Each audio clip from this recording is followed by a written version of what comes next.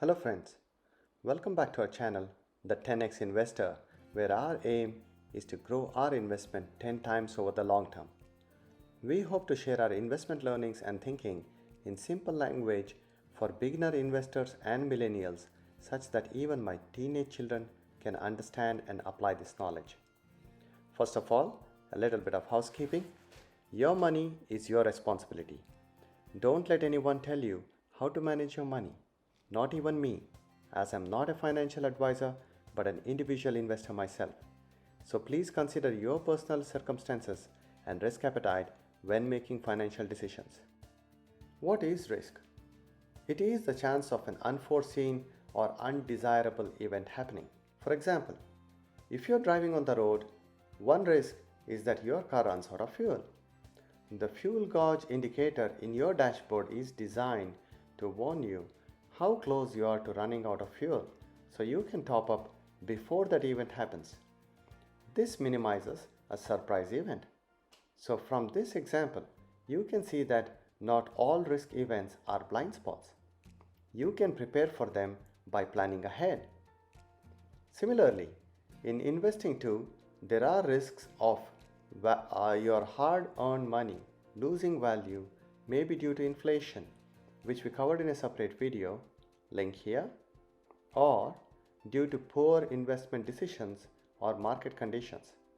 Continuing with our car example, every car has a different size fuel tank. Think of it as your capacity to invest. Every car drives and burns fuel at a different speed. Just like no two cars are the same, so too no two investors are the same. How fast or slow you go into investing, or in other words, how risk averse you are, is entirely individual. The purpose of educating oneself is to be able to invest with your eyes open. We can develop our mental antennae and watch some economic indicators, just like the fuel gauge, to tell us if there may be risk to our hard-earned dollars and investment on the horizon. In this video, we'll talk about some basic concepts relating to investing risk. Now, let us discuss something called the risk profile. This is a combination of a few factors such as where you live, your current age, and number of years until retirement, the number and age of your dependents and their needs. What are your main goals for investing or managing your money? Last but not the least, what is your risk tolerance? In simple terms, how well can you sleep if you lost your invested principal or got a poor return on your investments? Consider the example of a single young adult living in the USA who does not have any dependents. She has a goal of traveling the world. Given she has a job and no dependents and living costs may be low, her risk tolerance may be high. This means she could easily recover if she lost a portion or all of her investment. Next, let's take the example of a young couple in Australia who have a young child in primary school. The family's priority or goals could be to save up for a deposit on a house or university studies over the next 10 years. Their risk tolerance could be medium. This means they may be somewhat affected if they lost some or all of their investment, but considering both the parents have an above average income, they may be able to recover without much damage to their medium or long-term goals. For our last example, let us consider a senior citizen living in Japan. She may have accumulated a good amount of saving, and now her priorities are to have some cash handy in case of medical emergencies. Her risk tolerance can be considered to be low. In other words, if she lost her investment, she may not be able to pay for the hospital. Just like these examples, everyone has a different use for their money, different financial goals and risk tolerances. So no one size fits all. When you listen to someone give you financial advice or you learn about investing in a particular investment vehicle, think about how that suits your risk profile. Now, let us look at the risk versus return characteristics for a few common asset classes or investment vehicles which people use to save or invest their money. If you think about keeping money in your safe deposit locker, the risk is very low as the money is under your control. As long as you keep the keys and your house secure from a burglar, your money is safe and there is really not much to learn. However, after 100 years, the amount of money will still be the same. However, its purchasing power may have gone down significantly. If you think about putting money in a bank, you may consider a couple of different types of deposits based on the return and how long you would need to keep the money in the bank. As it is not hard to make this decision, the learning curve is pretty low, while the return from the bank is not much adjusted for inflation. Now, consider investing your money in gold or silver or other precious metals. While in various countries, people have purchased jewelry, they usually do not sell it, so that would not be considered an investment. However, if you were to buy physical pieces of gold or silver, you can consider it as an investment. It does take some amount of learning, but the returns are not too high. In mid-2020, given the current economic and market conditions, you may have noticed that the price of gold and silver have moved up considerably compared to recent years. So it may still be a good investment to go into currently, and this may change when the prices change.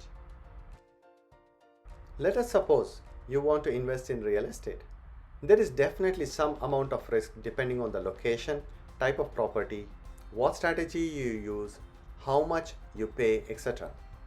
You may have to spend some months or years to learn about real estate, attend seminars, talk to people you know, and build your knowledge.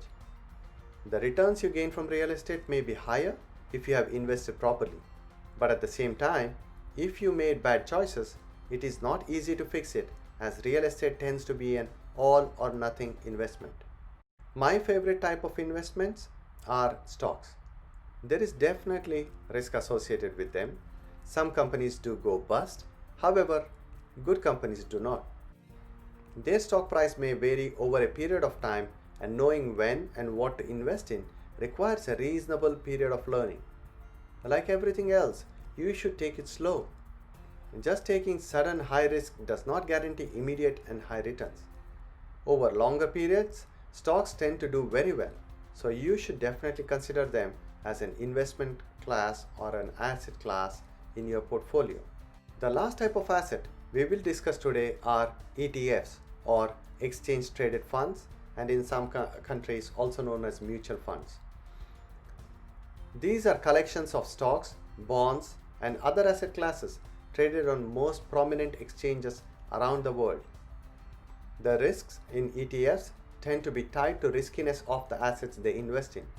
For example, if ETFs are made up of stocks, the risk profile could be higher versus if they were comprised of bonds. The learning curve to understand ETFs may be lesser than stocks, but they do have their pros and cons. And remember, their risks and returns are likely linked to the stock market performance. As I mentioned, stocks are my favorite type of investments for various reasons, which will be discussed in a separate video. Suffice to say here that while many years of learning is required to reasonably understand and invest in stocks, they are one of the most wonderful tools for building wealth. Stocks represent real businesses which generate earnings and profits and typically increase with inflation. Stocks can be bought in small quantities and sold off in part or whole, unlike, say, real estate. Let us see the returns of $100 invested in the US in these asset classes for the last 10 years with and without the effect of inflation. Cash in your locker doesn't change, so without inflation, it stays $100. However, with the effect of inflation, your $100 is worth only $26 today. It is as though the mice has chewed through your $100 bill and its value has just fallen drastically. If you had kept $100 in the bank for 10 years, it would have grown to $134 without inflation, but with the effect of inflation, could be worth only around $108. You may ask yourself, was it worth living without that $100 for 10 years? If you had invested in gold, your $100 would have increased to $150 without inflation. With the effect of inflation, the same would be worth $121. Real estate performed better, with the $100 increasing to $162 in value, but with inflation worth only $131. Was it worth the cost of acquiring and maintaining the property, paying stamp duty, taxes, bills, and the headache of dealing with the tenants and the agents? Think about it. $100 invested in stocks increased to $404 without inflation, which, even accounting for inflation, was worth $327. If you invested in ETFs, which were invested in the S&P 500, you would have got similar returns as the stocks. However, this can be greater or lesser depending on the type of your chosen ETF and other costs involved. To summarize, stocks outperformed other asset classes over the last 10-year period. Hopefully, this example encourages you to invest your time and effort in learning about stocks, as the compounding effect of your learning and investing will help you increase your returns over the long term. Here are the 10x Investors' key takeaways from this video. 1. Self-awareness is key to risk management. Like we have seen through various examples in this video, every individual and their circumstances are different. Knowing and recognizing your personal circumstances, your investment objectives, and risk tolerances are keys to your investment risk management approach. 2. Risk versus return vary by asset. A savings account in a bank yields a different rate of return versus a term deposit in the same bank. Gold and real estate are typical investments to protect against inflation. However, they may not protect you in a deflationary environment. While keeping money in a bank account is lower risk compared to putting money in a stock or real estate, the lower risk may mean your money doesn't grow that much. On the 10x Investor channel, our aim is to grow our money 10x over the long term. So a low risk, low return investment vehicle such as a bank deposit is not the best place to keep one's funds if you desire a high return. 3. Invest for the long term. It is very difficult to predict what may happen in the next 1 month or 6 months. However, it is much easier to forecast how things will shape up in the next 5 to 10 years if you have a decent understanding of what you are investing in and the market conditions. 4.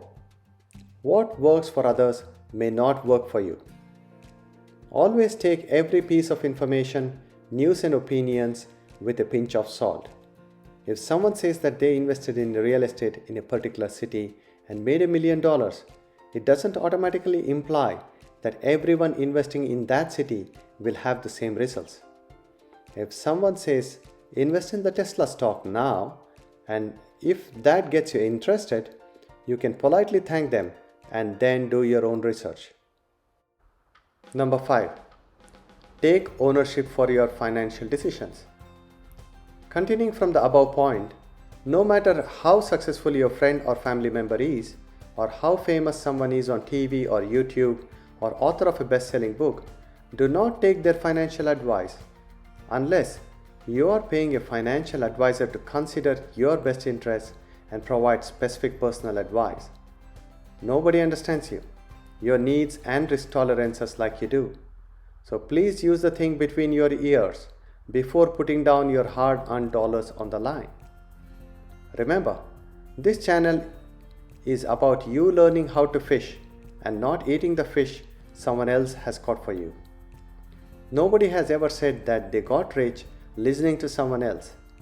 Be it Warren Buffett, Jeff Bezos, or any other billionaire, they all made their own decisions, though they might have used the knowledge they have gained through the process of learning.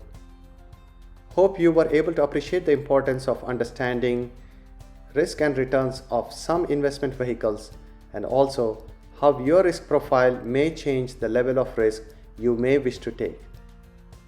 Please comment below if this video helped you understand some basics of risks and returns of some common asset vehicles or investment vehicles. Understand how risk tolerances of everyone can be different, and so you can't blindly apply what works for others to your situation.